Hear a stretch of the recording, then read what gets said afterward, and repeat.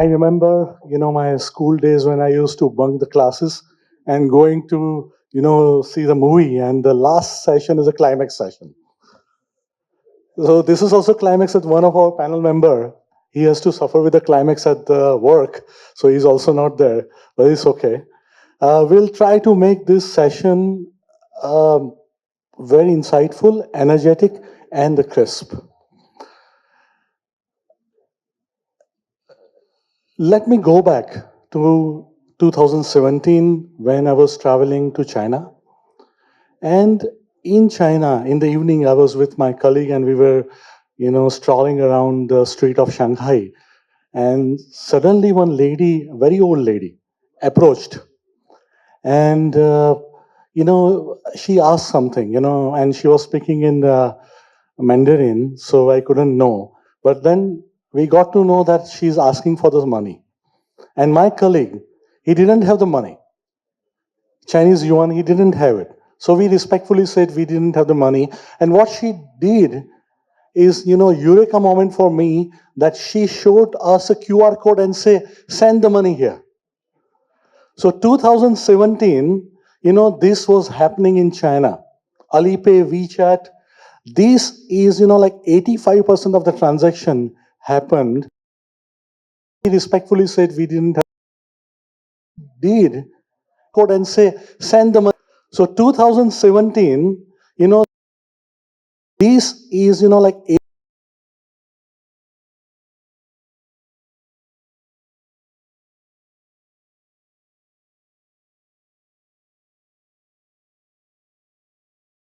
this is, like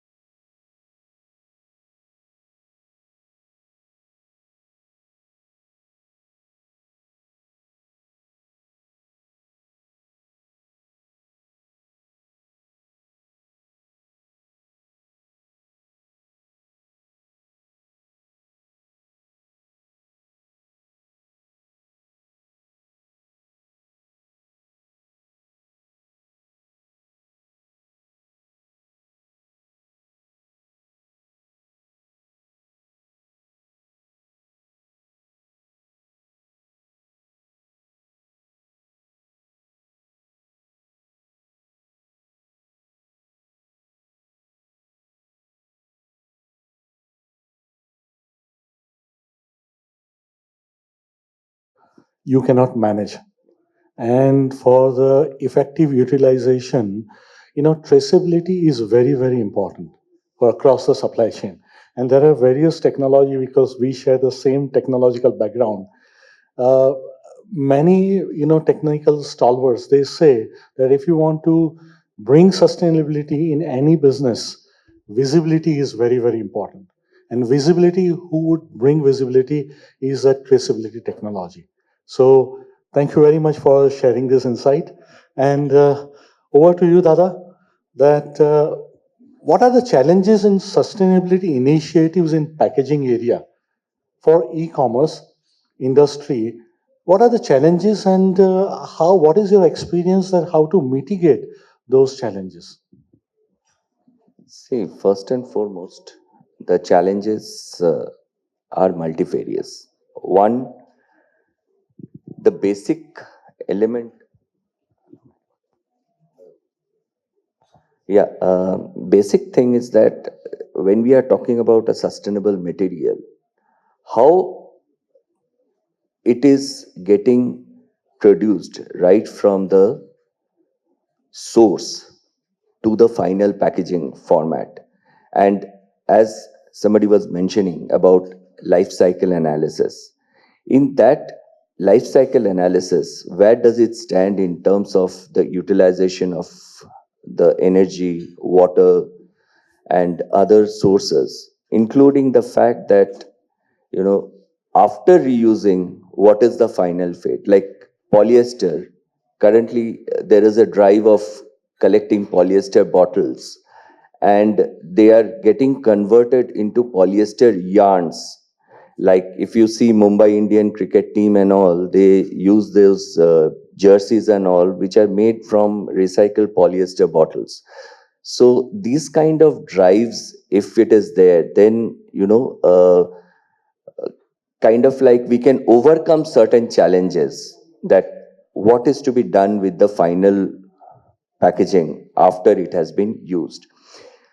The other part of it is the entire segregation, which in India currently there are a lot of unorganized sectors which are doing the segregation. But after segregation, the mechanical, way of cleaning, sorting, then converting it into various resins, and then again doing the further processing and blowing, those areas are becoming very, very cost intensive. And the entire industry, the entire, every one of us will have to think through that how to get that worked out, so that, more and more people can start using these materials. Because say a virgin HDP, if it is say X rupees per kg, and this adding PCR, this material becomes like 1.3 times X. Then many of the startups, many of the companies would not be able to immediately use that kind of material, because uh, government will make the mandates, but what about the company's margins? What about the, at the end of it, the consumer is buying the product, so there is a MRP, there is a max retail price. People are now telling that, reducing the mlh of particular products. Today 10 rupees for 150 ml, tomorrow they are going to reduce the mlh of the product to 140 ml at 10 rupees, just to make sure that they are compatible, they are able to serve the consumers. So those kind of things will keep on happening, and there is no end to it. Like today they have gone to 140 ml, tomorrow they will go to 125 ml. Where is the end point of it? Because at the end of it, the consumer is getting suffered. They were paying 10 rupees for 150 ml, now they're paying 10 rupees for 125 ml. So there has, and more you are getting into sustainable options, more and more you are encouraging, government is pushing us to add recycled materials and all. And if the cost goes up, then somebody will have to take the hit. And with the extended responsibility, that we are having an EPR, the extended producer responsibility. All the brand owners, all the marketeers there, they will be facing the challenges sooner or later to how to combat it. Like if you say polyester kind of a thing, there's a buyback policy. Okay, similar kind of a thing.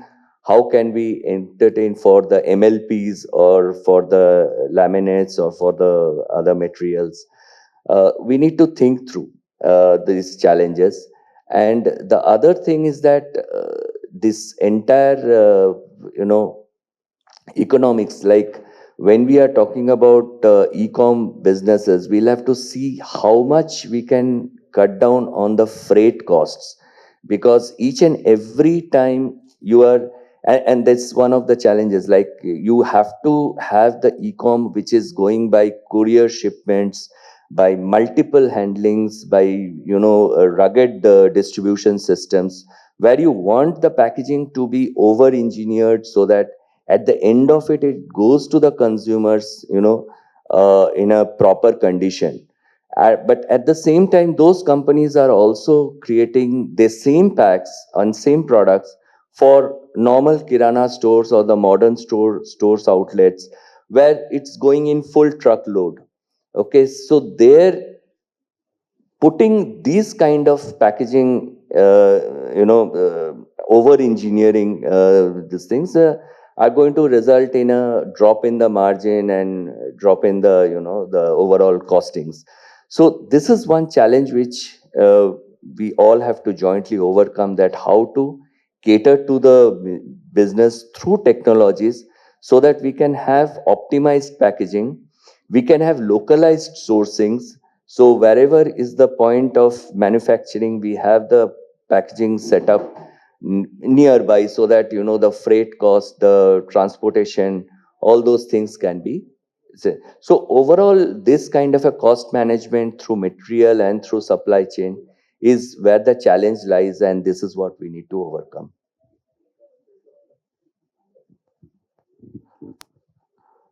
Thank you very much, Shomaji.